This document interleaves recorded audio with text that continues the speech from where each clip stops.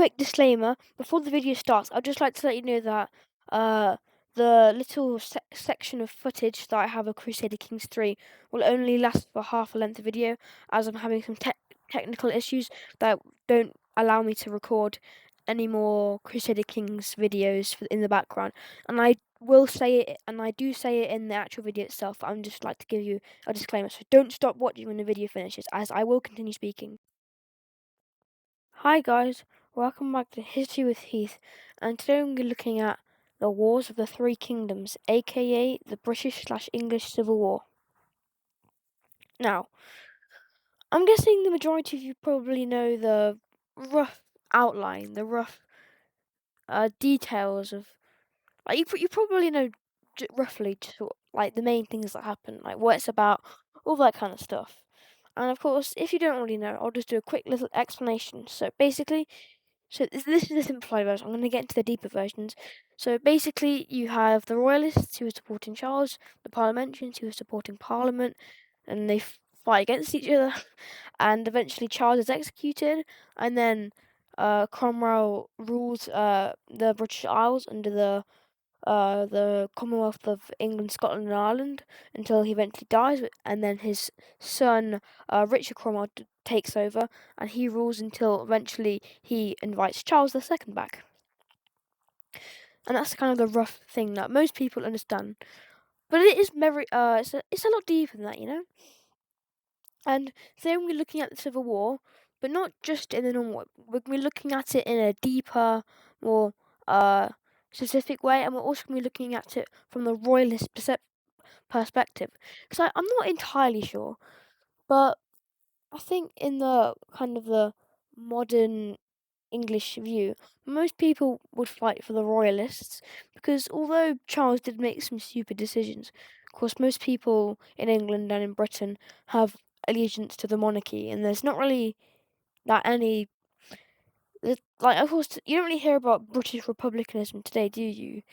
Most people in Britain support the monarchy, so most people would fight the Royalists. So we're going to be looking at it from the Royalist perspective.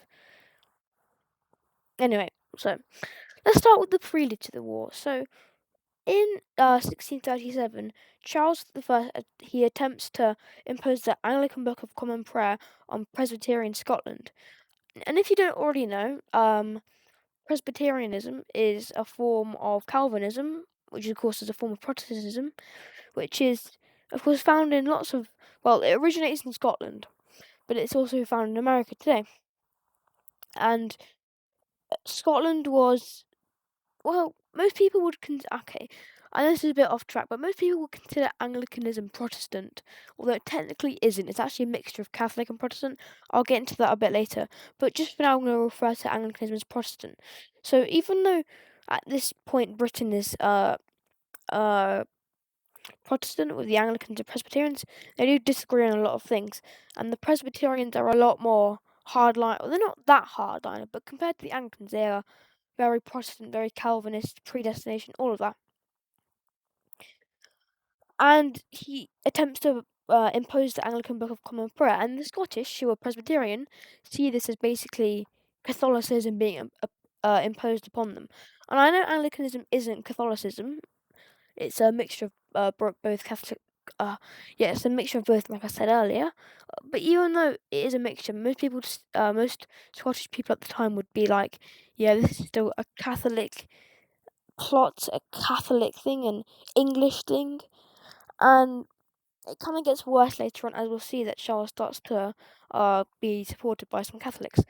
Anyway, so in 1638, the Scots, they signed the National Covenant, and there are two covenants.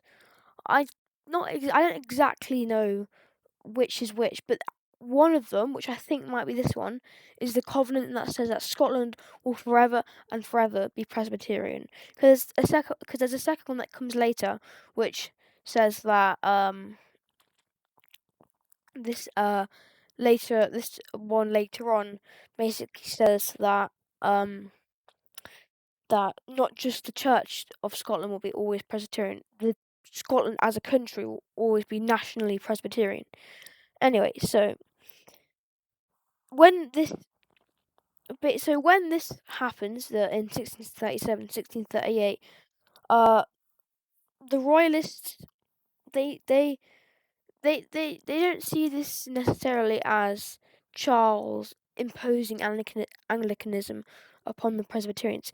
They just see this as Charles rightfully imposing his role as head of the Church of England over Scotland. Because although, because it's a bit complicated uh, because he's the head of the Church of England, but of course he's also King of Scotland. So he's also the head of the Church of Scotland, isn't it? Yeah, and although the Church of Scotland is Presbyterian, he's Anglican himself. It's a bit more nuanced and complicated, but that's basically how it works. Like he isn't necessarily the head of the Church of Scotland, I believe, but it's kind of the same. Anyway, as you probably already predicted, after this national covenant was signed, of course, the First Bishops' War begins in the year after, in 1639, because of course Charles is like, "What? This covenant isn't right. Anglicanism is the faith that Scotland should follow." And this war completely erupts, and the Covenanters, who are the Scots, because there are some Scottish Royalists, but not that many. So most of the Scots are the Covenanters. So in this video, when I say the Scots or the Covenanters, I'm referring to the same group. And if I am talking about Scottish Royalists, I will say Scottish Royalists. Anyway, so the Covenanters gain control of all of Scotland, and they even occupy Northern England. So they managed to beat the English for once, which is quite sad, but these things happen. And then it gets even worse with the Second Bishops' War a year later in 1640, where Charles reignites the war and he fights against the Covenanters again, but he loses, sadly. And the Royalists blame Parliament for just refusing adequate funding, and they forcing the king into these disadvantageous treaties. So they're not seeing this as necessarily as they don't see this as uh King Charles, they don't see this as King Charles has lost the war for the English and the Irish. Well, not the Irish, but the other kingdoms. King Charles has lost the war against Scotland, his own kingdom as well. But this isn't. But the Royalists see this as no, that's not what happened. Parliament just didn't give us funding. And I know I already said it earlier, but most English people support the Royalists, and I'm a very what will be the word? I'm a very rousing supporter of the Royalists, in that if I went back in time, I'll definitely defend the Royalists. So in this video, I will be defending the Royalists, and I do have to admit that although I'm a bit biased, yeah. So the Royalists just blame Parliament for this inadequate funding after they lost both the Bishops' Wars. And then it's even worse because in 1641 the Irish Rebellion takes place. And I think for that we need a little bit of background. So basically, of course, the majority of Ireland, like it is today, is Catholic. However, in the north, many people from Scotland have begun to settle, and they are, of course, Presbyterian. And there's also some people in the east who are English, who are Anglican. And eventually, these people in the north and the east do become Irish in culture, but they still keep their old faith. Like that's why we have Northern Ireland, and all that kind of stuff. And I don't know, you don't really hear about them today, but yes, there are Irish Anglicans who are not just English people in Ireland, but they are descended from English settlers who have Irish culture, and they're part of the Church of Ireland, which is Anglican. Anyway, so the Irish Catholics in the north, they rise against Protestant Scottish settlers, and the Royalists see that this is proof that only strong monarchy can maintain all this order against the kingdoms. But Parliament uses the crisis to demand control under the army, which the Royalists see as just a intrusion into authority. Because of course, the king is the head of the state; he is the head of the army. This cannot happen. This is treasonous. This is rebellion. But then it gets even worse in 1642, where Parliament issues the militia ordinance, which claims authority over the armed forces. And the Royalists see this as treason. This is blatant treason against the king. And because of this, Charles arrests 5 MPs. And the Royalists see this as a justified act to stop treason, which I also believe is completely good. But then Parliament raises their own army. And then, of course, civil war just is inevitable. So Parliament are the ones who started it. Parliament were the ones who stopped us from winning against Scotland. Parliament were also the ones that um, stopped us from allowed this Irish rebellion to take place and tried to take over the military. They're treasonous. Anyway, so Charles raises his royal standard at Nottingham, and he calls many loyal subjects to defend the monarchy. And of course, the territory does change throughout the war, but throughout most of it, there is kind of a set, will be the right word, kind of a set territory kind of outline. The Royalists control Northern England and parts of the Midlands, and they also control the majority of Wales and Cornwall. The Duke of Cornwall was an avid Royalist, and then the Parliamentarians control uh, southeastern England and just the south of England, Devon, and they also control parts of. I don't know the name of this peninsula, but if you imagine a map of Wales, there's that little peninsula to the south. The Parliamentarians control that too. And also, although this isn't part of the English Civil War directly, in Scotland, of course, they're under the control of the Covenanters. And then in Ireland, you have the Irish Catholic Confederation, which is. So basically, the lords in Ireland, who were Catholic, basically took over the Kingdom of Ireland and reorganised it into the Irish Confederation. And Charles is actually still the king. Charles is actually still the head of state and everything. And the Irish Catholics actually support Charles as loyalists, not because they want to ally with Protestants, they don't want to ally with Anglicans. It's just because they would rather be under the control of Anglicans than hardliner Congregationalist Puritans like those in Parliament. Because the majority of English is Anglican, but there are some who are beginning to become Methodist, Baptist, Congregationalist, aka Puritan, all that kind of stuff.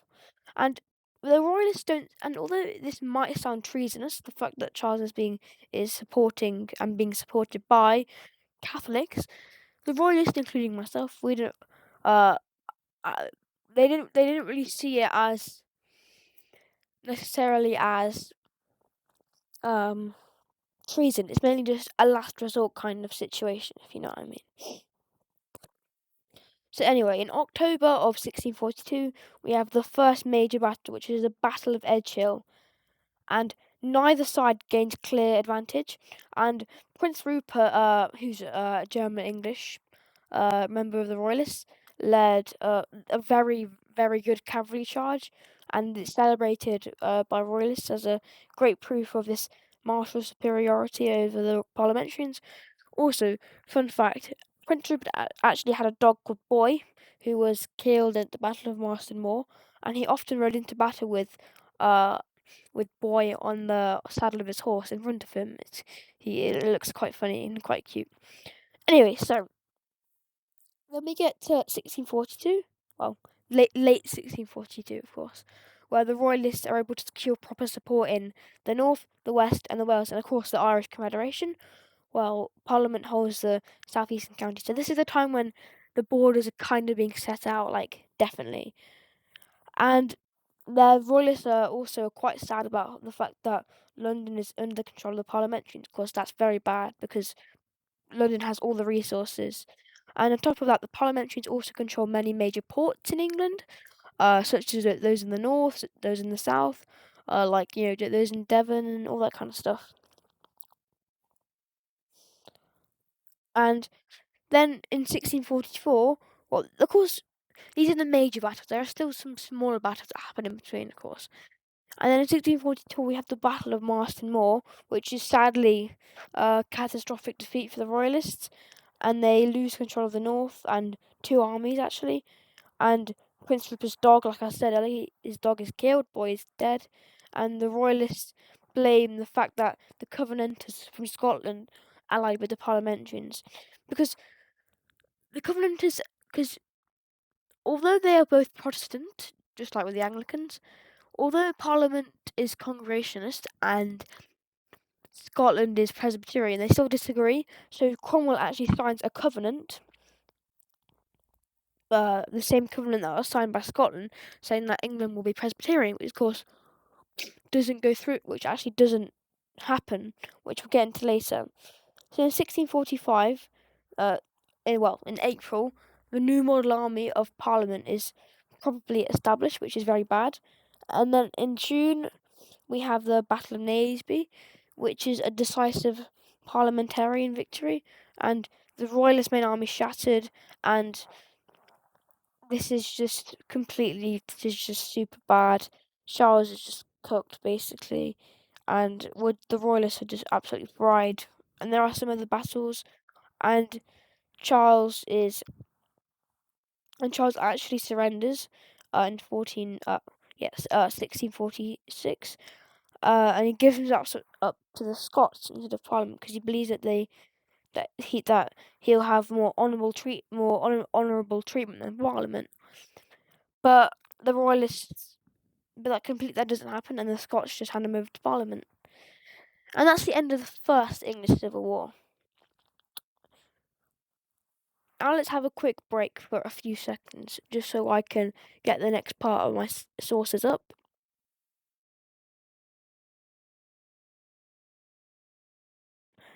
Back. I don't know if you probably don't know that, but I was actually paused for an hour there, just getting a drink and stuff. But now we're gonna have the Second Civil War, which starts in 1648, and there's actually a massive uprising of Royalists, and they believe that Parliament has basically, because the thing is that the majority of the parliamentarians were actually for the king. They they were against Charles specifically, but they weren't against the monarchy, and they believed that the fact that Charles was being held captive is just against the law. This is too far. You should have tried to negotiate. So many parliamentarians basically just jump over to this. They defect to the Royalists, and Charles also negotiates with the Scots because the Scots are pretty mad the fact that Cromwell hasn't made England Presbyterian. So guess what? Now Charles I signs a covenant saying that if he wins, he'll make England Presbyterian. Hint, hint, hint. That will not happen. So then in 1648, the fighting happens again, and the uprisings occur in Kent and Wales, and of course the Scots invade England and support Charles. And as you probably know, the Scots are quite good at fighting at this time, so they actually do quite well in many battles. But the new model army is still too good for them, and they are defeated. And then the Scots are defeated at Preston, and this war is a lot shorter, but still. So now we have that. So the war has ended, but now we've got the other things happening, like in between the second and the third. So now we have in 1649 we have in January the trial of Charles, and of course the Royalists and me they believed that the trial is illegal because of course the the the the, the courts are issued in the king's name, so the king can't be tried in his own court. And they also argue that the that God only God can judge the king, like the divine right of kings. And of course, he's found guilty. His death warrant is signed, and the king is beheaded, and the monarchy is officially abolished. And of course, the royalists are absolutely fuming. This is the greatest crime in English, Scottish, and Irish history. The king is dead, executed by his own people, and the monarchy is abolished. Cromwell declares the Commonwealth of England at this time, I believe, and the Third War begins in the same year. So although the Royalists have been defeated in England, many English Royalists are allied. Because they're still allied with the Irish Confederates, and the Marquis of Ormond in Ireland, I believe, officially recognised Charles II as king. So Charles is now technically king of Ireland, and the Royalists believe that Ireland is his last hope for finally getting their victory. But the new model army is just too good again, and and then from 1649 until 1650, it's just absolutely it's just carnage. And the Royalists have just devastating defeats. They have some wins, but most of them are losses, and they just completely collapse because just the new model army. Even though I'm a Royalist, I still admit the new model army is just superior. They're more organised, they have proper pay, proper equipment, and they just completely beat them up. Now we have the fourth civil war. Well, I call it a civil war, but because it's a bit more complicated because there were only two English civil wars, although you could say there's four if you include the whole of the British Isles. Because although because Ireland, Scotland, and England, as you probably know, are separate countries, but they have one monarch, so they're different. So they're kind of one country and three countries at the same time. Anyway, so Charles II is crowned, just like I said. However, well, okay, so Charles has already been crowned by the Irish. Now he's crowned in Scotland, and guess what? Charles II signs the covenant, promising England and Ireland will become Presbyterian. Guess what? Also won't happen. Sorry about that.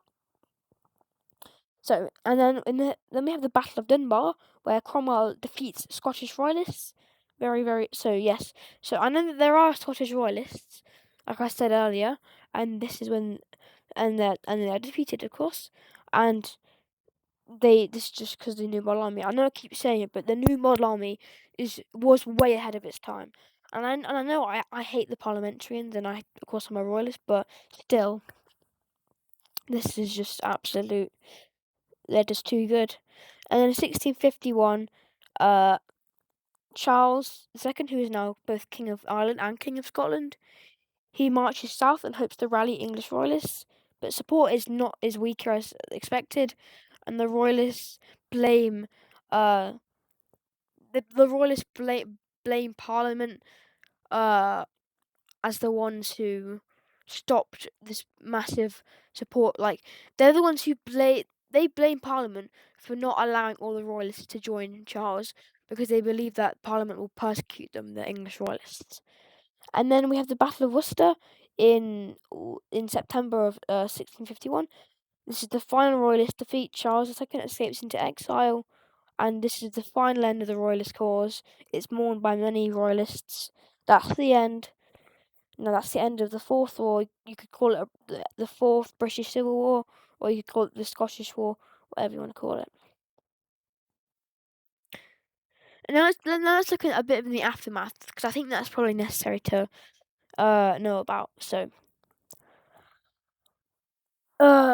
So afterwards, England, Scotland, and Ireland become one country, a republic under Parliament, called, of course, the Commonwealth of England, Scotland, and Ireland, and the Royalists live under lots of surveillance, fines, confiscations of their property, and Cromwell becomes Lord Protector. And guess what? You know how I said earlier how many parliamentarians were still in favour of the monarchy? Well, many MPs who were supporting, who didn't want to abolish the monarchy, who didn't want to execute Charles, they are arrested, some of them are executed, and Parliament becomes so small that it's now known as the Rump Parliament, because there's only a few MPs left who are the super loyal Congregationalists. And that's kind of the end. And eventually, after a few years, it all kind of collapsed, and Charles II will come back. And I'm going to do a video, maybe tomorrow, maybe the day after. But I'm going to do a video about the restoration, because I know I could have included it in this one, but this video is already double the length that this video is 20 minutes. I usually have 10-minute videos, so it's already super long, so I'll just do it in another video. Anyway, thanks for watching. Bye-bye. Also, please keep, I know, I'm sorry about the fact that, because of course I have Crusader Kings 3 being played in the background, but I'm sorry that the footage was only half the length of this video, but that's just because for some reason I can't record any more Crusader Kings 3 videos, because for some reason screen recordings don't work, so I'm extremely sorry about that.